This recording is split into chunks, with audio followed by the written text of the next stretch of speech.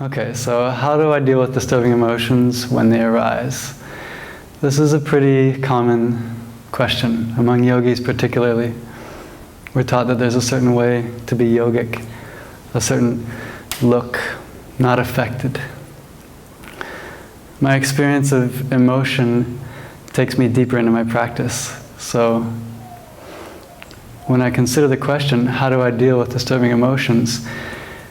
It becomes another question, what are they disturbing? If the water is being disturbed inside of me, what's being shaken up? What have I not been paying attention to? What have I not been honoring that might be brought up? Particularly stuff that would help me see more clearly what it is that I'm missing. So when you take your argument, for example, in your daily life, to a friend, and you tell them about it, what's the response? Oh yeah, that guy's a jerk. Oh yeah, she totally shouldn't have done that. You know what, you need to give her a piece of your mind. So a lot of cultural support to keep the disturbance projected somewhere other than where it actually starts. So the meditation on an emotion becomes a form of humbling to the fact that it's my stuff. Basically, if it's disturbing me more than 5 minutes after the fact, I'm pretty sure that I'm the one that needs to deal with it. So even the word dealing with it isn't actually accurate, because when I look inside with kindness, rather than feeling like I'm dealing with something, I'm actually coming to a relationship with myself that's quite more fulfilling than a normal reactionary state. So, for example, anger, pretty common, frustration. The first layer of projection is, I wish it wasn't like this. That's a very disturbing state. I don't like the way it is, and I wish you wouldn't have said that, I wish you wouldn't have done that. So we're already losing sight of our state of centeredness when we blame something else for the moment. It's normal, it's totally natural. And yet, in a yogic path, yoga means union, or to connect. Now, it doesn't mean just the convenient, bubbly, sort of blissful states. It means union with all that is.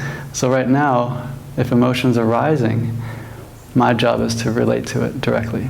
So I create an inquiry process. And we can do this together. So consider a moment of challenge. Something disturbed you. Okay, yeah, this is pretty important. Okay, so then we can take a moment to find it in the body.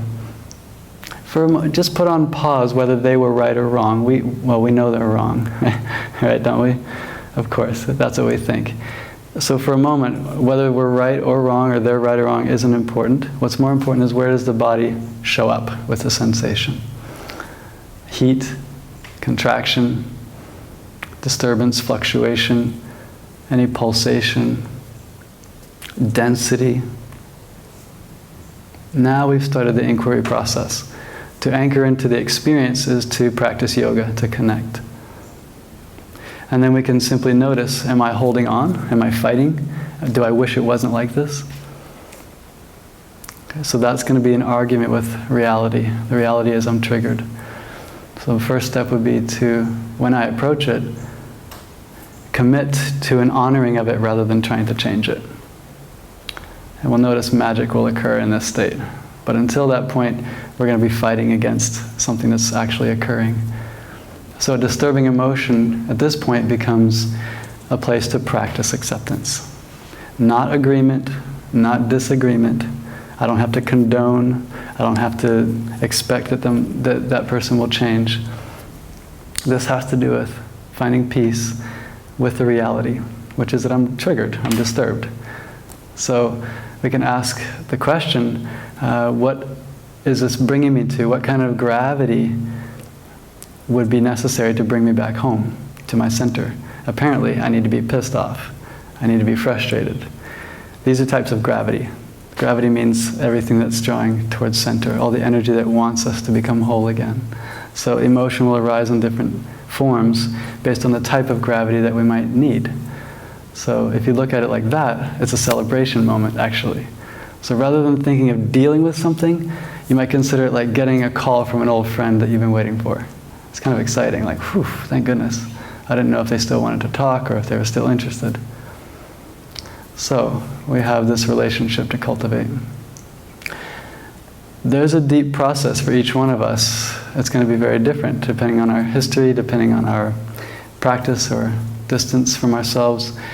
But the most common experience that I've noticed is a shift from argument to acceptance.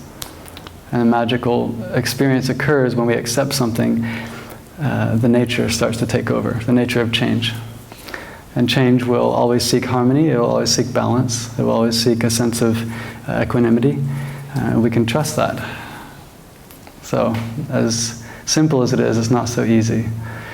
What's helped me a lot is to see it as a little puppy or a little kitten, if you like, to consider that sensation as a young child or a baby bear. Anything that you feel like you could easily find compassion for is going to work. So we're going to create a little distance from that experience of suffering in order to become an adult, which is a caring state, a caring, compassionate, balanced state. So to deal with an emotion isn't to deal with it, it's to create a new relationship to it. It's to honor and invite it in like you would if you found an abandoned little puppy or a lost kitten. What would you do?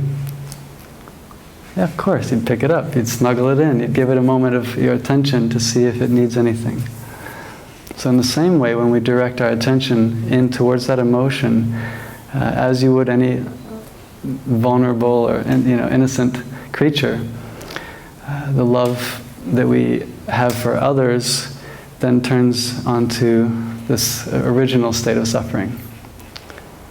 And the same response will occur inside here as it would naturally happen outside. And then we have a moment of love. And isn't that what we all want? A natural state of happiness, connection. So disturbing emotions are something not only to look at as a gift, if we can, to see them as the most important call back into peace, back into love, to reaffirm the adult nervous system's ability to transform suffering into kindness. So I hope this helps, and good luck. Namaste.